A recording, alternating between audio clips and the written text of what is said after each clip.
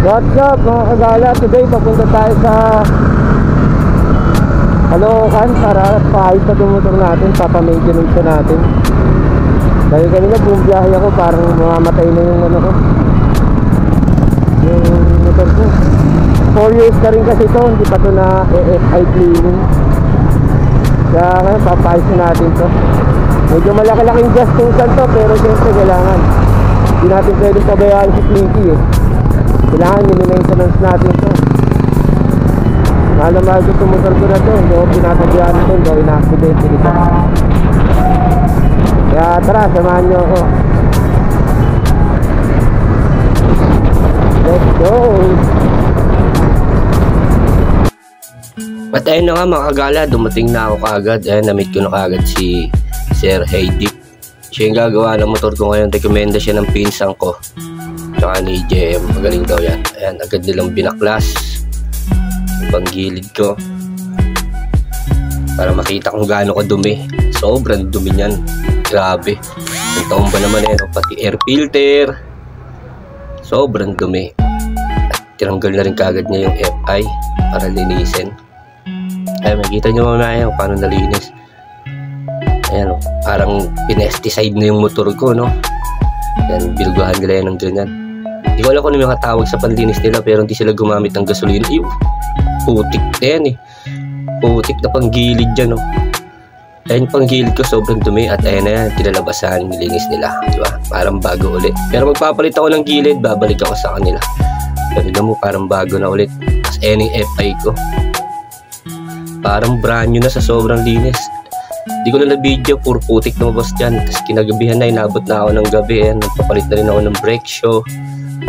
Nakabit na nila lahat yung mga binaklas nila dyan. Ayan. Tapos pa-change oil na rin ako.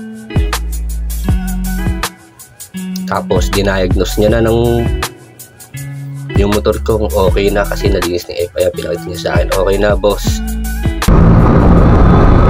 What's up mga kagala? Ngayon tayo natapos, nag-alas 8 na. Ngayon natapos sa gawa yung motor, pero para sa akin sulit naman. Lalo parang bago na naman yung motor ko. Wala tumatak, hindi namamatay-matay. Napaka-smooth.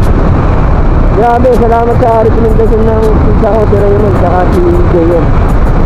Ayos yun, babalikan natin dun, ipapayos pa tayo. Ginapos lang tayo ng budget eh, pero kailangan alagaan natin yung motor natin. Lalapit yung hanap buhay natin. Tsaka always safety first.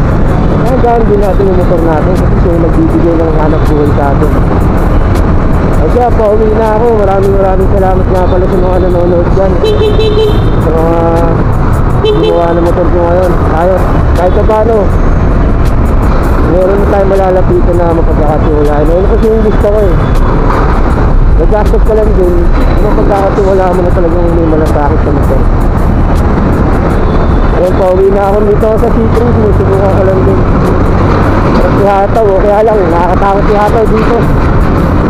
Full truck lang dito eh. Pauwi na tayo ngayon. Maraming salamat po sa mga nanonood. Peace out. At bago ako tuloy umuwi, dumaan mo ng gasolinahan para magpapultang na para pagbiyahe ko bukas. Wala nang problema. At hanggang makauwi na nga ako sa bahay, papasalamat ko pala ako sa mga gumawa ng motor ko. Siyempre kay Papa God, salamat din sa lahat ng blessings at pag-iingat niya sa akin sa lahat ng biyahe ko. Salamat din sa mga nanonood. Ingat kayo palagi. God bless us all. Thank you.